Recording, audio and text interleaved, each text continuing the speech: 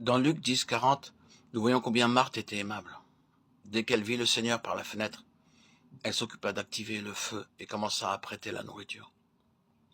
Elle était très hospitalière. Elle avait bon cœur et était très bonne cuisinière. Mais elle était aussi pleine de jalousie et de mauvaise humeur.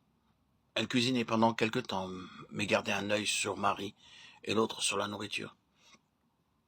Elle attendit un moment, mais son cœur brûlait, jusqu'à ce que, paraissant très en colère, elle alla vers le Seigneur Jésus et dit « Seigneur, regarde cette femme, dis-lui de venir m'aider. » À la venue du Seigneur dans sa famille, toutes ses faiblesses cachées parurent.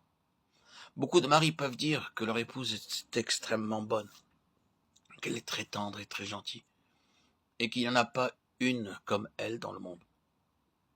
Elle est très hospitalière aussi. Son seul défaut, c'est que lorsqu'elle se met en colère, personne ne peut l'arrêter. Elle peut même dire à son mari « Pourquoi me regardes-tu comme ci ou comme ça ?» Chez beaucoup de personnes, il y a de la jalousie et un mauvais caractère. Et leur famille est malheureuse. Malgré toutes leurs bonnes vertus, il y a des faiblesses cachées en chacun.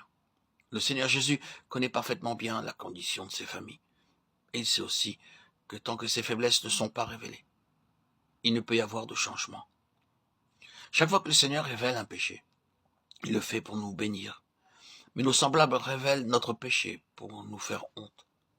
Il vint à Béthanie non pour leur faire honte, mais pour leur permettre de voir leurs propres conditions, de réaliser leurs propres folies et leurs faiblesses, et leur montrer comment on peut être transformé et être renouvelé. De la même manière, Marie était apparemment humble. Elle vint directement aux pieds du Seigneur Jésus lorsqu'il vint à la maison. Elle avait une grande faim de la parole de Dieu. Mais en juger par son attitude dans Jean 11, 20, elle était aussi orgueilleuse. Lorsque Marthe apprit que Jésus arrivait, elle alla au-devant de lui, tandis que Marie se tenait assise à la maison. Il est vrai que, quoique le Seigneur Jésus ne soit pas venu à elle lorsqu'elle l'avait appelé, il est encore digne de respect. Bien que Marthe fût dans la tristesse, quand elle sut que le Seigneur était là, elle sortit immédiatement de la maison pour aller vers lui. Elle savait qu'elle devait l'accueillir convenablement et lui montrer du respect en allant à sa rencontre. Mais Marie resta assise en pleurant et disait « Je n'irai point. Pourquoi n'est-il pas venu quand nous l'avons appelé? Nous l'aimions et nous le servions. Je n'irai pas. » Elle était trop orgueilleuse et lui refusa l'honneur d'aller à sa rencontre. Beaucoup d'entre nous sont comme cela. Nous sommes orgueilleux de notre famille, de notre nationalité, de notre richesse, de nos terres ou de nos propriétés. Orgueilleux de notre beauté, de notre teint, de notre nez, de notre visage, de nos cheveux ou quelque autre caractéristique de notre physionomie. Quoi qu'il en soit, beaucoup d'entre nous pensent qu'ils peuvent s'enorgueillir de quelque chose.